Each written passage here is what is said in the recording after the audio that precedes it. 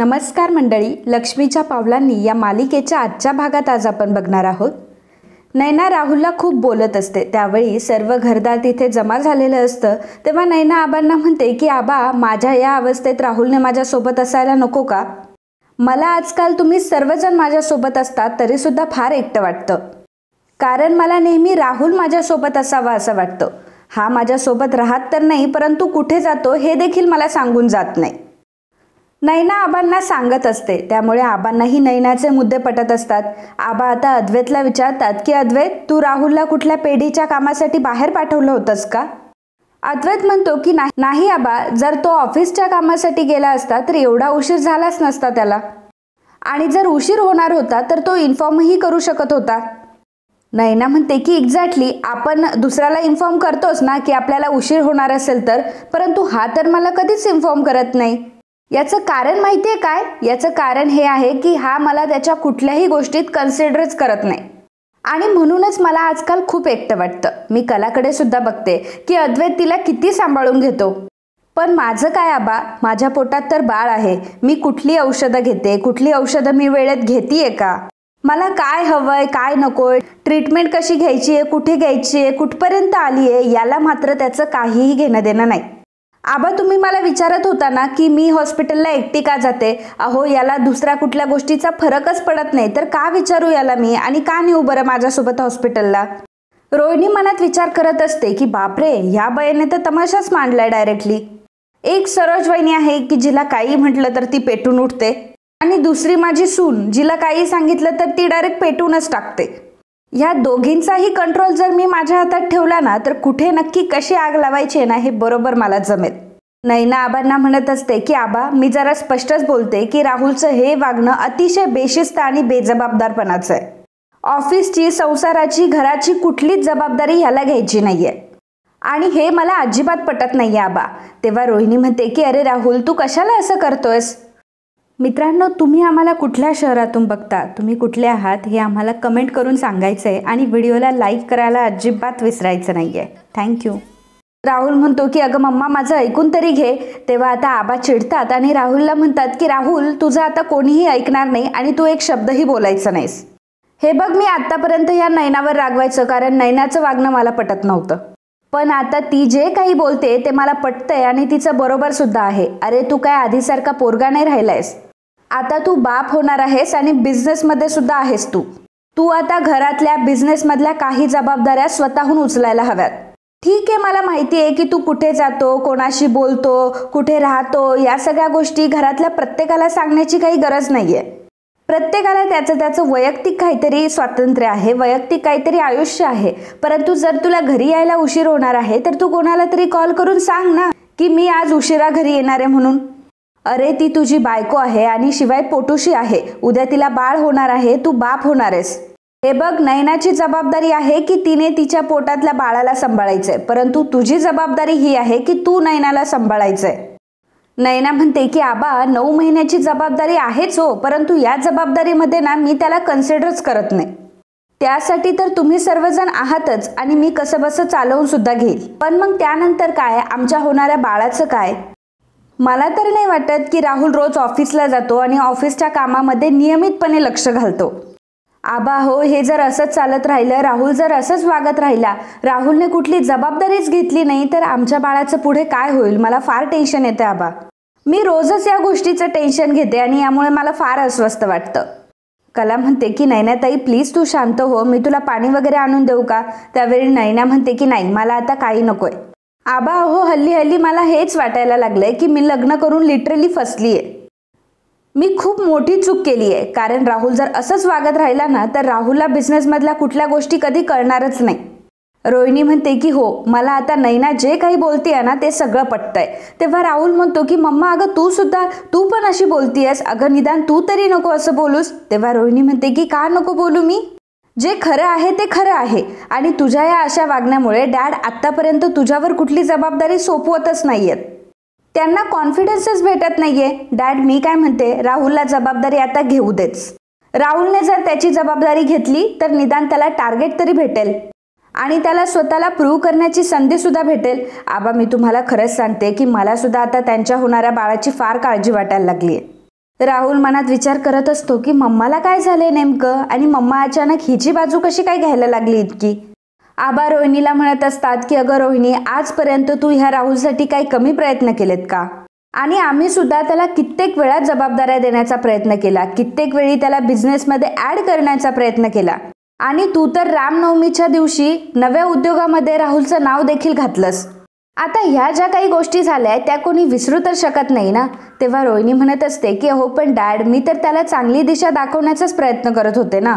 आबा म्हणतात की जाऊ दे, झालं ते झालं, परंतु त्याचा अनुभव घेता आणि त्याने आतापर्यंत जे काही वागलंय ते बघता त्याच्यावर कुठली जबाबदारी टाकणं, त्याच्या एकट्यावर कुठली जबाबदारी टाकणं मला काही पॉसिबल वाटत नाही. त्यामुळे मला असं वाटतंय की निदान अद्वैत सोबत रोज ऑफिसला जाणं, त्याच्यासोबत काम करणं, त्याच्यासोबत बिझनेस शिकून घेणं हेच त्याच्या हातामध्ये. आणि राहुलने स्वतःला एकदा सिद्ध तर करू दे, मग मी त्याच्यावर एखादी जबाबदारी देईल. आबा आता राहुलला सांगतात की राहुल, एक गोष्ट लक्षात ठेवायची, ऑफिसमध्ये जाऊन फक्त आणि फक्त कामच करायचं. जर काम सोडून बाकीच्या उचापती केल्या, बाकीच्या कुरापती केल्या आणि समजा हे जर माझ्या कानावर आलं ना, तर एवढं लक्षात ठेव की गाठ माझ्याशी आहे. मग तुला फक्त बिझनेसमध्ये नाही तर या घरामधून काढण्यासाठी सुद्धा मी कमी पडणार नाही. त्यामुळे इथून पुढे बिझनेसमध्ये तुझ्यामुळे फायदा नाही झाला तरी चालेल, परंतु नुकसान मात्र होता कामा नये. आतापासून रोज तू अद्वैत सोबत ऑफिसला जायचं. तर आता आबांचं हे बोलणं ऐकून राहुलला तर खूप मोठा धक्का बसलेला असतो. आबांच्या बोलण्याचा रोहिणीला मात्र थोडा रागच आलेला असतो. रोहिणी मनात विचार करत असते की आबा नेहमी माझ्या मुलाला कुठला चान्सच देत नाही. काय उपकार म्हणून संधी देता की काय हेही मला कळत नाहीये. घराबाहेर काढेल म्हणजे काय, ही काय पद्धत झाली बोलण्याची? डॅड, हे आमचं पण घर आहे, असं रोहिणी मनातल्या मनात म्हणत असते. आबा म्हणतात की बरं चला, आता जे झालं ते झालं, आता सर्वजण झोपायला जा बरं. आणि मग आता सर्वजण त्यांच्या रूममध्ये झोपण्यासाठी जातात. नैना सुद्धा तिथून निघून जाते. रोहिणी मात्र हॉलमध्येच असते. रोहिणी विचार करत असते की काहीही म्हणा, परंतु ही पोरगी मात्र कामाची आहे. मला असं वाटलं होतं की ही मुलगी प्रेमाने लाडीगोडीने राहुलला समजावेल, पण नाही, हिने तर डायरेक्ट घरासमोरच तमाशा घातला. घरातल्यांसमोर ती राहुलला बोलली आणि राहुलच्या तोंडून त्याला कबूल देखील करायला लावलं. वा नैना वा, मानलं हा मी तुला आज. जे ते आता ज्याच्या त्याच्या रूममध्ये निघून गेलेलं असतं. नैनाने मात्र चांगलाच चान्स बघून राहुलला चांगलंच झापून काढलेलं असतं. राहुलला बोलण्याची तिने एकही संधी सोडलेली नसते, कारण यामागे तिचा हा हेतू असतो की तिला चांगले चांगले नेकलेस घालायला मिळतील, शॉपिंग करायला मिळेल. जर राहुलने त्याची जबाबदारी घेतली तर मात्र तिच्याकडे पैसाच पैसा असेल आणि तिला कोणासमोर हात पसरवायला लागणार नाही. नैनाचा हा एकमेव उद्देश राहुलला कामाला पाठवण्याचा असतो, तर रोहिणीचा मात्र घर हडपण्याचाच असतो. राहुलने त्याच्या जबाबदाऱ्या घ्याव्या आणि स्वतःला प्रूव्ह करून द्यावं की राहुलचं या घरातलं आणि बिझनेसमधलं काय स्थान आहे आणि मग हळूहळू सगळं घर त्याने ताब्यात घ्यावं. हा उद्देश हा रोहिणीचा असतो. थोड्या काही दिवसात बघायलाच मिळेल की राहुल त्यांचा किती उद्देश पूर्ण करतोय ते. तर आता सकाळ झालेली असते. अद्वैत, सरोज आणि रोहिणी हे बाहेर सोफ्यावर बसलेले असतात, तर कला आणि रजनी किचनमध्ये असतात. किचनमधली कामं आवरत असतात. रजनी चहा ठेवत असते. तेव्हा ती कलाला म्हणते की कला, जरा मला फ्रीजमधून दूध दे ना. तर कला फ्रीजमधून दूध देण्याच्या ऐवजी एक वाटी काढून देते. तर रजनी तिला म्हणते की अगं कला, मी चहासाठी दूध मागितलं, तू हे काय दिलंस मला? मग पुन्हा एकदा कला आता रजनीला दुधाचं पातेलं देते. बातही लक्ष नसतं. तर बाबांचं आणि आईचं कर्ज कसं फेडता येईल आणि किती लवकर फेडता येईल, मी पैशांची जुळवाजुळव कशी करू शकते, या सगळ्या गोष्टींचाच तिच्या मनात विचार असतो. आता अद्वैत जेव्हा सोफ्यावर बसलेला असतो तो ह्या सगळ्या गोष्टी नोटीस करत असतो. अद्वैतला कळत असतं की नाही, कलाचं काहीतरी बिनसलंय, खरे नक्कीच काहीतरी टेन्शनमध्ये आहे, नाहीतर एवढी गप्प तर ती कधीच नसते. रूममध्ये सुद्धा ती गप्प होती आणि आता इथे सुद्धा तिचं कामावर लक्ष नाहीये. नक्की काय झालं असेल हिला, असा अद्वैत विचार करू लागतो. अद्वैतचं लक्ष कलाकडेच असतं. कला काय करते, कलाचं मन नाहीये हे अद्वैतला कळत असतं.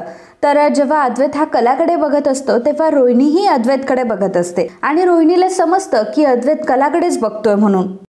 अद्वैत विचार करत असतो की ह्या खरेला नक्की झालंय काय, ही एवढी पण गप्प का आहे, नक्की हिला माझ्यावर डाऊट तर आला नसेल ना. अद्वैत कलाकडेच बघत असतो. आता त्यावेळी रोहिणी मात्र सरोजला भडकवण्याचं काम करत असते. सरोजला ती हळूच म्हणत असते की सरोज वहिनी, अगं जे मी बघते ते तू पण बघतीयस का? सरोज म्हणते की काय? तर रोहिणी म्हणते की एकदा अद्वैतकडे बघ. अद्वैतचं लक्ष फक्त कलाकडे आहे. सरोज बघते की अद्वैतचं लक्ष कलाकडेच असतं. रोहिणी सरोजचे कान भरत असते आणि तिला म्हणत असते की बघ, एक तर माझा मुलगा आहे, त्याचं त्याच्या बायकोकडे काहीच लक्ष नाही, आणि तिकडे मात्र तुझा मुलगा आहे ज्याला बायकोशिवाय काही दिसतच नाही. वहिनी, मला काहीतरी गडबड नक्कीच वाटते हां. तेव्हा सरोज म्हणते की उगाचच रोहिणी काही बोलू नकोस, माझा अद्वैत असं कधीही वागणार नाही. तेव्हा रोहिणी म्हणते की अगं, तू उगाचच काही पण अंदाज बांधतेय वहिनी. बघ, आता वारं व्हायला लागलंय म्हटल्यावर ते सुखद असेल असंच नाही ना. त्या वाऱ्याची वावटळ कधी होईल ना तुझं तुलाही कळणार नाही. आणि मला काय वाटतं माहितीये का, आजारपण आल्यानंतर औषध घ्यायचं, त्याच्यापेक्षा आजारपण येण्याच्या आधीच औषधं घेतली पाहिजे. आता वहिनी, मी जरा तुला स्पष्टच सांगते, तू तुझ्या सुनेला त्या कलाला ताब्यात ठेवा, नाहीतर मग तुझा मुलगा तुझ्या ताब्यातून सुटेल एवढं मात्र नक्की. सरोज आता रोहिणीच्या बोलण्याचा खूपच विचार करायला लागते.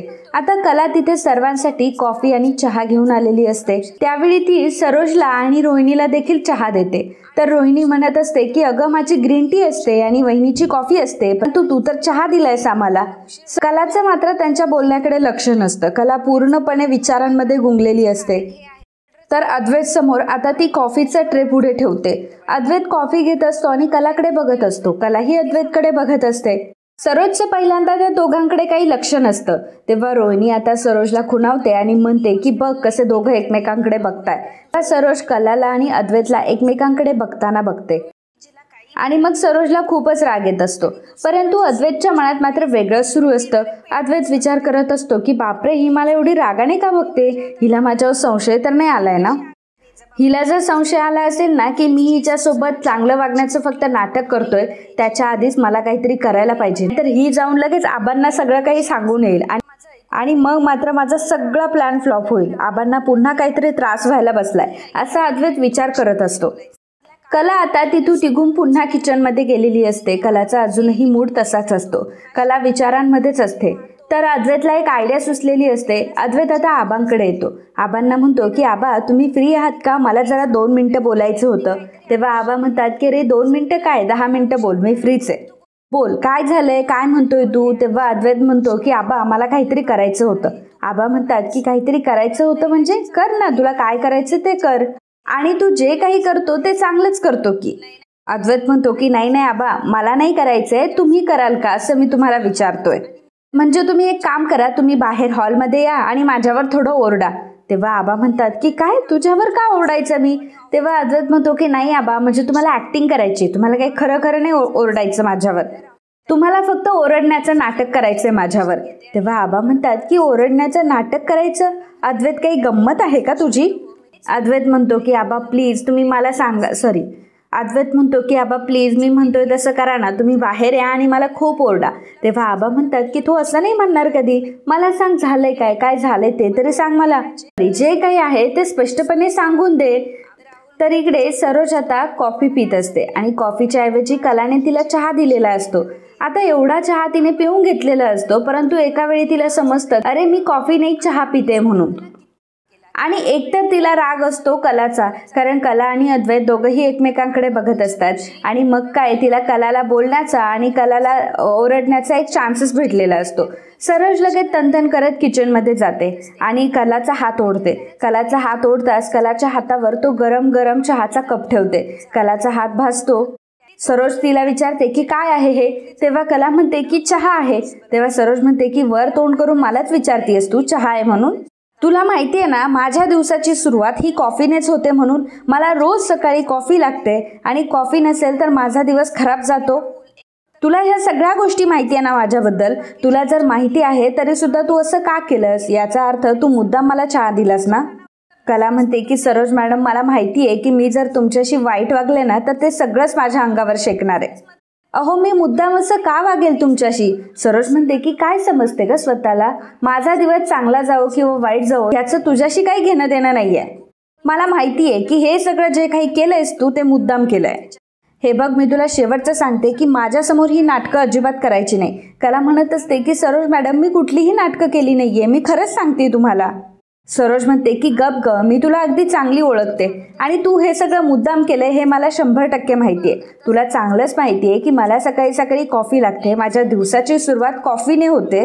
आणि काय ग, किती दिवस झाले तुला घरात येऊन, तरी तुला अजून घरातल्यांच्या आवडीनिवडी कळल्या नाही का? अजून कोणाला काय लागतं तुला माहित नाही का? तू हे सगळं मुद्दाम केलंयस ना? त्याच वेळी तिथे रजनी येते आणि म्हणते की वहिनी अहो तुम्ही नका ओरडू, मी तुम्हाला कॉफी बनवून देते. तुम्ही बाहेर बसा बरं. आता सरोज लगेचच तिथून निघून जाते. रागाने स्तनतन करत आता बाहेर गेलेली असते. तर कलाच्या हाताला मात्र इजा झालेली असते. कलाचा हात भाजलेला असतो. रजनी कलाला म्हणते की तुझा हात बघू देत. कलाचा हात भाजलेला बघून रजनी तिला म्हणते की तू एक काम कर, तू आता इथेच बस, मी बनवते कॉफी, तू नको काही करूस. तेव्हा कला तिला थँक्यू म्हणते. मित्रांनो, ह्या सरोजला जर एवढा राग येतोय कलाचा, तर मला असं वाटतं की तिने कलाच्या हातची कॉफी काय, चहा काय, जेवण सुद्धा जेवलं नाही पाहिजे. सरोज कलाकडनं अशी अपेक्षा करते की कलाने सुनेचे सगळे कर्तव्य अगदी व्यवस्थित पार पाडले पाहिजे, ती कुठेही चुकता कामा नये. परंतु सरोज मात्र ॲज अ सासू म्हणून कशीही वागली तरी सुद्धा चालेल. सरोजच्या या दुहेरी स्वभावाबद्दल तुमचं काय मत आहे? कमेंट करून लगेच सांगा. तर पुढे होतं असं की इकडे संगीताने सगळा भांड्यांचा पसारा मांडलेला असतो. तांब्याची, पितळाची भांडी तिने बाहेर काढलेली असतात. त्याचवेळी बाबा तिथे येतात आणि त्यांच्या पायाला जरा एक भांडे लागतं, त्यामुळे ते ओरडतात. संगीता म्हणते की ओ नीट तुम्हाला बघता येत नाही का? एवढे भांडे मांडून बसले मी, एवढा मोठा हंडा तुम्हाला नाही दिसला का? तेव्हा बाबा म्हणतात की अगं ते सर्व ठीक आहे, परंतु एवढी सगळी भांडी मांडून का बसली आहे तू? संगीता म्हणते की नाही, मी यातली काही भांडी विकून काही पैसे मिळतात की काय याचा विचार करत होते. पण ते सगळं जाऊ द्या, एवढं मोठं भांडं तुम्हाला कसं काय नाही दिसलं?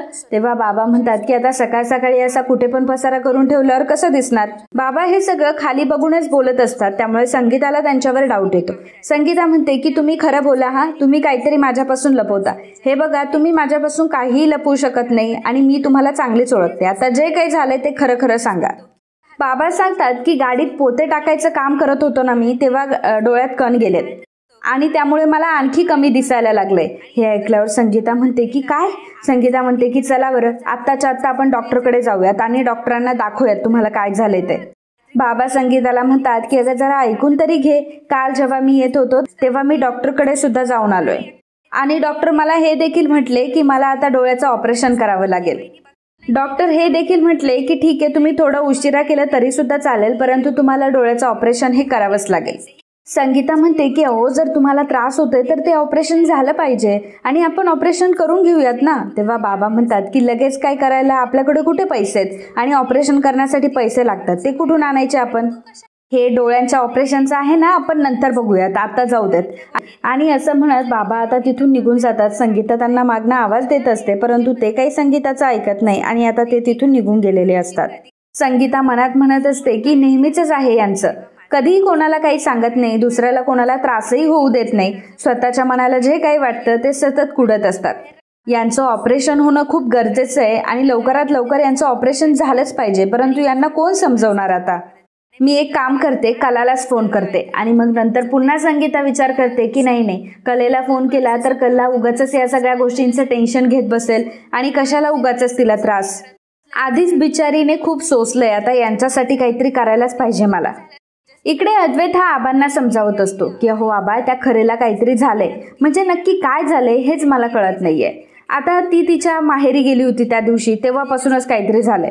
जेव्हापासून तिच्या माहेरहून आली आहे ना ती, तेव्हापासून ती अस्वस्थ आहे.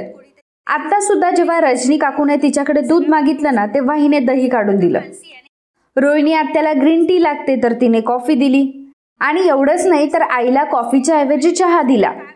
म्हणजे ती असं कधी काही करत नाही, तिचं काम तर व्यवस्थित असतं, मग आज एवढं तिचं लक्ष नाहीये, असं काय झालं असेल? आबा म्हणतात की अरे मग तिला विचारायचं ना काय झालंय ते. तर अद्वैत म्हणतो की आबा अहो मी विचारलं तिला, परंतु ती तर काही उत्तरच देत नाही मला. आता तिने जर मला सांगितलंच नाही तर ते मला कळणार तरी कसं? नुसती अशी विचारांमध्ये हरवल्यासारखी दिसते. आणि म्हणूनच मी तुम्हाला म्हटलं की तुम्ही जरा बाहेर येऊन माझ्यावर ओरडाल का? म्हणजे काय आहे ना, तुम्ही जर माझ्यावर ओरडला तर मग तिला कंट्रोल होणार नाही, मग ती बरोबर माझ्याशी बोलेल आणि तुमच्या आदराखातर ती तुम्हाला जे काही झालंय ते सांगेल सुद्धा. म्हणजे बघा आबा, मी तिचा प्रॉब्लेमही सॉल्व्ह करेल अशा मिनिंगने मी तुम्हाला बोलतोय. आबांना खूप आनंद झालेला असतो की अद्वैत बायकोचा इतका विचार करतोय. त्यामुळे आबा अद्वैतला म्हणतात की अरे वा अद्वैत, इतका विचार करतोस बायकोचा? तेव्हा अद्वैत म्हणतो की हो आबा, म्हणजे आता ती अस्वस्थ आहे म्हणून. ती अस्वस्थ आहे, परंतु का अस्वस्थ आहे हे मला कळत नाहीये. आता तिचा प्रॉब्लेम तरी कसा मी सॉल्व्ह करू? आबा अद्वैतला त्यांच्या शेजारी बसवतात आणि म्हणतात की अद्वैत, आज मला फार समाधान झालं बघ. तर अद्वैत विचारतो की का आबा? आबा म्हणतात की बघ, आज तू कलाचा इतका विचार करतोयस. कला अस्वस्थ आहे म्हणून तू सुद्धा इतका अस्वस्थ झालास. अरे यालाच तर प्रेम म्हणतात की तुझ्या बायकोला त्रास झाला म्हणून तुलाही त्रास झाला. तुला समजतंय का हे सगळं काय आहे? अरे खऱ्या जीवनाची हीच तर ओळख आहे. अद्वैत म्हणतो की आबा, आता हे सहजीवन, हे काही गोष्टी मला कळत नाही, पण ती अस्वस्थ का आहे हे देखील मला कळत नाहीये. आबा अद्वैतला म्हणतात की अद्वैत, तुला खरं सांगू, मंगळागौरीच्या दिवसापासून तुझ्यामध्ये हा बदल मीही बघतोय हा, आणि तोही अंबाबाईच्या कृपेनेच झालाय. आता समजा मंगळागौरीच्या दिवशी जर मला त्रास झाला नसता तर आज मी तुला असं बघितलं नसतं. आबा मनात म्हणत असतात की प्रत्येक वाईट गोष्टीनंतर एखादी चांगली गोष्ट सुद्धा घडते, या गोष्टीवर माझा विश्वास तर आहेच. आबा आता देवीचे आभार मानत असतात. तर अद्वैत मात्र खूप खुश होत असतो. अद्वैत मनात विचार करत असतो की मी बदललोय, याचा अर्थ आबांना या गोष्टीवर खात्री पटली आहे. बरं झालं मी आबांना सगळं काही बोललोय. आबांना माझ्याबद्दल कुठलाही डाऊट राहणार नाही. आता ती खरे येऊन कितीही आबांशी बोलली, कितीही तिने चोंबडेपणा केला, किंवा जरी आता ती आबांशी बोलायला आली तरी सुद्धा आबा आता माझ्याच बाजूने बोलतील, कारण आबांना आता माझ्यावर पूर्णपणे विश्वास बसलाय. अद्वैत मनोमन फार खुश होत असतो. तर मित्रांनो, आजचा हा भाग इथेच संपतो. पुढील भागात आपल्याला बघायला मिळणार आहे. तर अद्वैत हा किचनमध्ये आलेला असतो, कारण आबा तिथे असतात, त्यामुळे तो आता ऍक्टिंग करत असतो आणि तो कलाला म्हणत असतो की अगं कला, तुझं लक्ष कुठे असतं? अगं मी आहे ना, थांब, मी तुला मलम लावून देतो. आता अद्वैत कलाची फारच काळजी घेत असतो. कलाचा हात हातात घेऊन तो पाण्याखाली धरत असतो. सरोज हे सगळं बघत असते आणि आबा सुद्धा हे सगळं बघत असतात. तर अद्वैतने हे सगळं केलेलं असतं आबांना बघण्यासाठी, म्हणजे आबांपुढे तो ऍक्टिंग करत असतो, परंतु सरोजला मात्र ते खरं वाटत असतं. तर कला सुद्धा शॉक असते की हा अद्वैत असं का करतोय माझ्यासोबत, आणि याला कुठून एवढं प्रेम आलं माझ्यावर. त्याच वेळी काजलचा फोन कलाला येत असतो. तर गुंड्या म्हणून फोन नंबर सेव्ह असतो, त्यामुळे अद्वैत म्हणतो की गुंड्या म्हणजे काजल ना, थांब थांब थांब, तू कशाला टेन्शन घेतेयस, थांब, मी तुला कानाला लावून देतो फोन. मग अद्वैत आता फोन देखील कलाच्या कानाला लावून देतो. काजल ही कलाला सांगते, अगं तायडे, बाबांचं डोळ्यांचं ऑपरेशन डॉक्टरांनी लगेचच्या लगेच करून घ्यायला सांगितलंय. त्यावेळी मात्र कलाला खूप मोठा धक्का बसलेला असतो. आता जेव्हा डायनिंग टेबलवर सर्वजण बसलेले असतात, जेवत असतात, त्यावेळी कला आबांना पाणी देत असते आणि आबांना पाणी देत असताना आणि अगदी ग्लास भरून खाली चाललेलं असतं, तरी सुद्धा कलाचं लक्ष नसतं. कला आता वेगळ्याच विचारात असते. बाबांचं ऑपरेशन करायला लागेल या विचारामध्ये ती असते. तेव्हा आबा कलाला म्हणतात की कला, एक मिनिट थांब, म्हणजे मी कालपासून बघतोय की तुझं मन काय मला थाऱ्यावर दिसत नाहीये. नक्की कसला विचार चाललाय तुझ्या मनात? नक्की काय झालंय हे मला सांगशील का जरा? तेव्हा मग कला सांगते की आमच्या घरावर जो कर्जाचा डोंगर आहे तो कसा फेडायचा हेच मला कळत नाहीये. आबा अद्वैतला म्हणतात की काय रे अद्वैत, तुझी बायको अडचणीत आहे, याची तुझ्यावर कुठलीही जबाबदारी नाहीये का? तुझं हे काम नाहीये का तिला विचारणं? तेव्हा अद्वैत आता शांत बसून घेतो. सरोज अद्वैतची बाजू घेऊन म्हणत असते की आता त्याचा ह्याच्याशी काय संबंध आहे? यामध्ये अद्वैतची कुठलीही जबाबदारी नाहीये आणि कलाच्या बाबतीत तर अजिबातच नाहीये.